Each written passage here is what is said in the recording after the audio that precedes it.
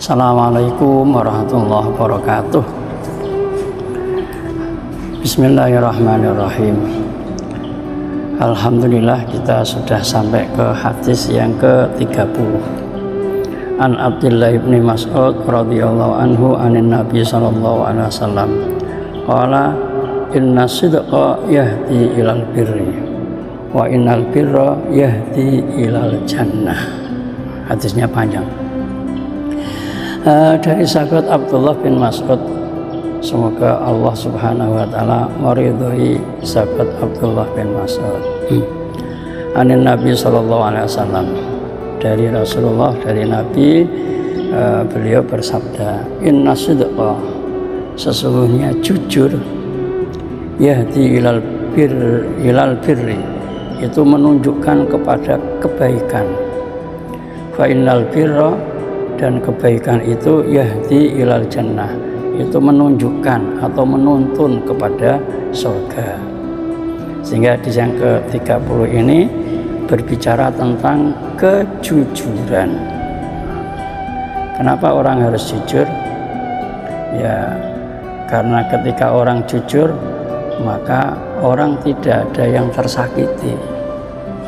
Ketika orang tidak jujur, pasti ada orang yang tersakiti. Ketika orang lain tersakiti, maka yang keluar dari mulut orang yang tersakiti adalah doa-doa yang tidak baik.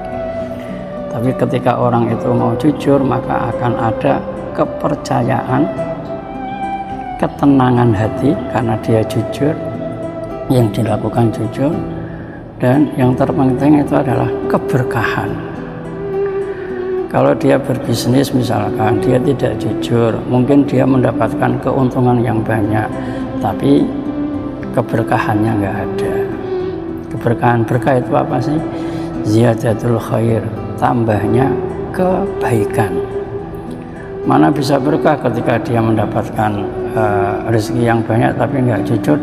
Pastikan ada orang yang tersakiti tadi, sehingga orang yang tersakiti itu pasti ngomel-ngomel atau mendoakan yang tidak baik bagi kita. Maka tidak ada kata lain jujur, dan itu sudah diberi contoh oleh baginda kita Rasulullah SAW, orang yang tidak pernah bohong satu kali pun, Rasulullah SAW, sehingga beliau terkenal Al-Amin, orang yang dapat dipercaya karena kejujurannya. Memang sulit untuk jujur itu, butuh ketegasan hati dan ketenangan hati dan keberanian. Jujur itu memang kadang-kadang, wah ini kalau saya jujur ya tidak dapat keuntungan yang banyak. Nah, itu adalah satu godaan. Tapi ingat, orang yang jujur pasti akan mujur. Bukan jujur ajur, bukan, tapi jujur pasti mujur. Lanjut, kita hadis yang ke-31. An Atha bin Abi Robah radhiyallahu anhu qala li Ibnu Abbas ana urika imra'atan min ahlil jannah. Sahabat Atha, dari sahabat Atha bin Abi Robah, beliau berkata, beliau pernah ketemu dengan Ibnu Abbas. Ibnu Abbas itu berkata kepada sahabat Atha bin Abi Robah, wahai Atha, maukah kamu saya kasih tahu wanita yang ahli surga? Wanita ahli surga, imra'atan min ahlil jannah. Qultu bala, ya saya mau. Siapa wanita yang ahli surga? Qala hadhil mar'atu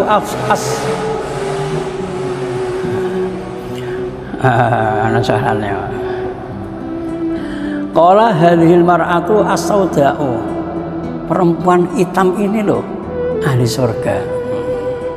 Jadi bukan artinya orang ahli surga perempuan itu orangnya harus hitam, itu bukan. Orang putih juga bisa, tapi perilakunya ini yang nanti akan diceritakan oleh sahabat Ibnu Abbas.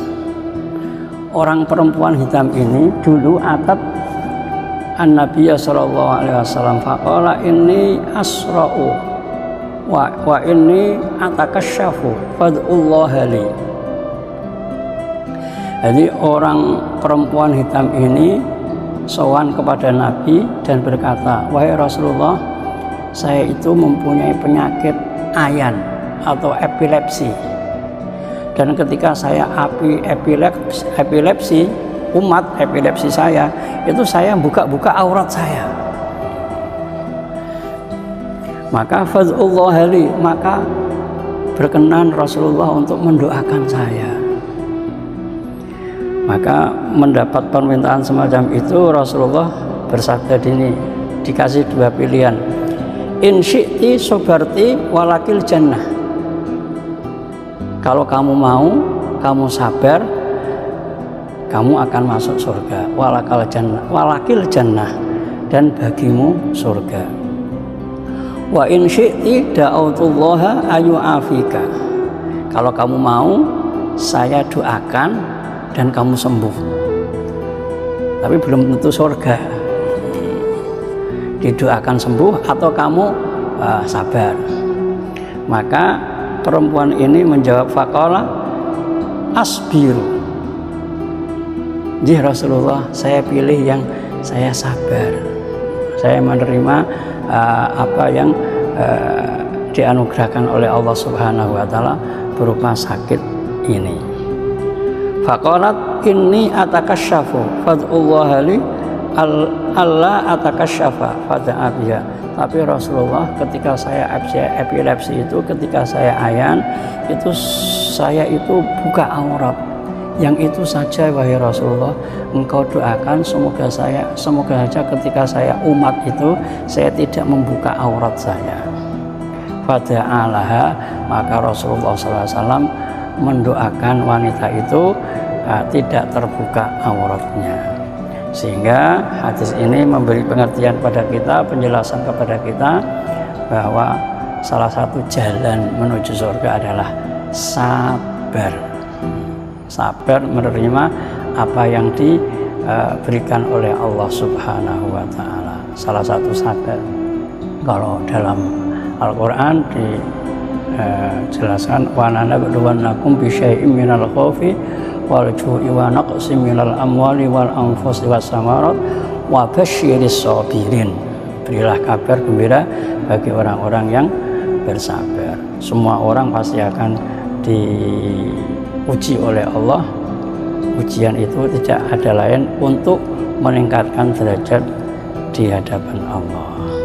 Semoga bermanfaat. Assalamualaikum warahmatullahi wabarakatuh.